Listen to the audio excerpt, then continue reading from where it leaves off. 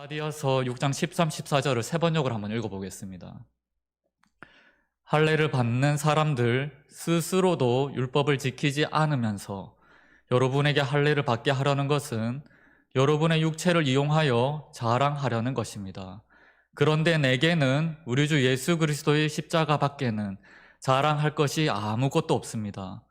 그리스도로 말미암아 내 쪽에서 보면 세상이 죽었고 세상 쪽에서 보면 내가 죽었습니다. 이 바울 사도는 지금 십자가를 어떻게 자랑하고 있습니까? 그리스도로 말미암아 내 쪽에서 보면 세상이 죽었다라고 표현하고 있습니다. 또 반대로 세상 쪽에서 나를 바라보니 내가 죽었다라고 하고 있는 것이지요. 이 죽음이라는 개념이 너무나도 중요합니다. 십자가는 형벌입니다. 형벌 틀이지요. 그 형벌 틀에 갇히게 되면 100% 죽을 수밖에 없습니다. 살아서 돌아오는 경우는 단 한 명도 없었습니다. 십자가라는 그 처형은 고대 로마 세계에서는 가장 끔찍한 형벌 중에 하나였습니다.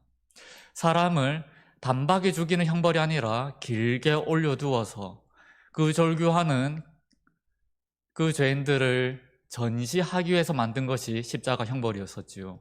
길게는 일주일 혹은 그 이상도 십자가에 올려져서 전시 효과를 톡톡히 보았던 것이 십자가 형벌이었습니다. 죽을 때까지, 말라 죽을 때까지 죄인을 십자가에 달아놓았던 것입니다. 십자가로서 우리가 보게 되는 것은 고통, 고난, 죽음이 될 것입니다. 그것이 어떻게 우리에게 그리고 세상을 향하여 우리가 자랑이라고 표현할 수 있겠는지요? 십자가는 고통과 고난, 죽음입니다. 자랑이 될 수가 없습니다. 그러나 오늘 본문에서 드러나는 바, 오늘 본문 다시 개역개정으로 다시 우리 함께 보겠습니다. 14절 말씀입니다. 그러나 내게는 우리 주 예수 그리스도의 십자가 외에 어떤 십자가입니까?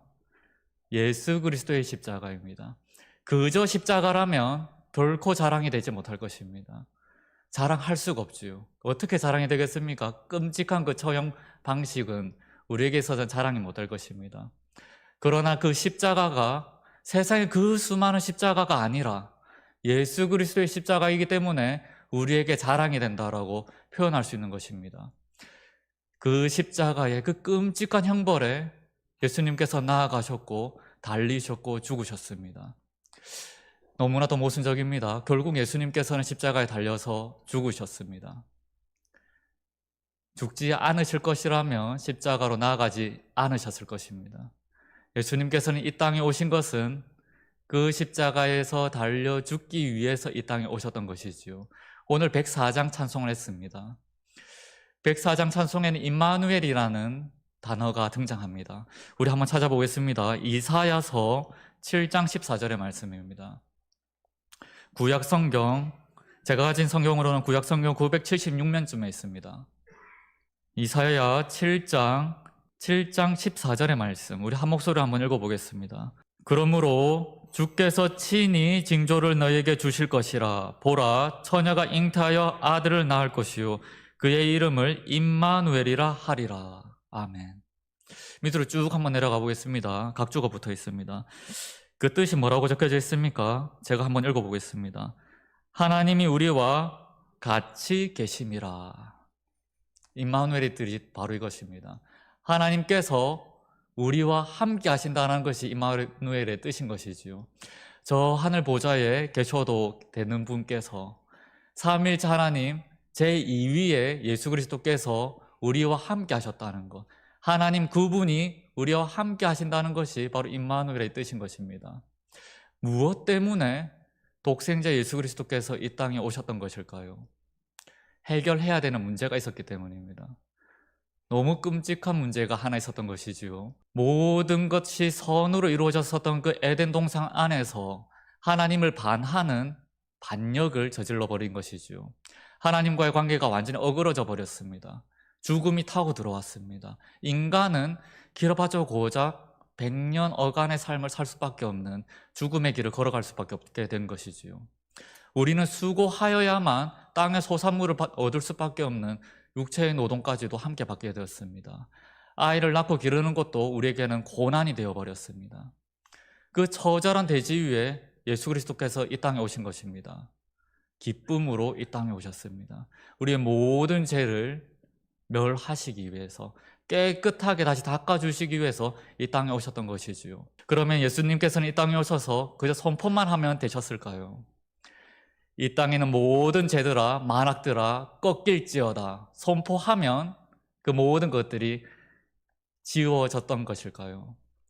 하나님의 방식은 그러한 방식이 아니었습니다. 하나님은 그러한 길이 아니라 그 독생자의 죽음으로써 완전한 문제 해결을 바라셨던 것입니다. 그래서 그 아들에게 십자가의 길을 걷게 하셨습니다. 그리고 예수님께서는 그 십자가의 길을 한 걸음 한 걸음 걸어 나가셨지요. 우리가 대림절 기간 십자가를 다시 한 번 더 기억해야 되는 것은 바로 이곳에 있습니다. 예수님께서 이 땅에 왜 오셨는가? 예수님께서 왜 굳이 이 땅에 내려오셨는가? 우리가 기억해야 되는 것입니다. 십자가를 지기 위해서 이 땅에 오셨던 것입니다. 우리가 대림절 기간을 보내고 또 성탄절을 맞이하게 되면 우리는 그 기쁨과 그 말로 표현할 수 없는 환희를 함께 누리고 가집니다. 성탄절 얼마나 기쁨의 잔치입니까? 메리 크리스마스, 세상조차도 이 한날을 그렇게 축복하고 함께 즐깁니다. 그러나 사실 그 성탄의 그 의미 속에는 이 끔찍한 죽음도 함께 있는 것입니다. 여기에서 우리는 반전을 찾아야 될 줄 믿습니다. 십자가가 정녕 죽음으로 매짐이 된다면 자랑이 되지 못하지요. 죽음으로 매짐할 것 같으면 우리에게는 전혀 자랑할 바가 되지 못할 것입니다. 예수님께서는 십자가 달려 죽으셨고 확실하게 죽으셨고 제3일 만에 부활하셨습니다. 그리고 많은 이들에게, 많은 제자들에게 그 부활의 증거를 보여주셨고 승천하셔서 지금 우리와 함께 하십니다. 이것이 우리에게 복음인 것이지요. 이것을 우리가 함께 나누기 원합니다.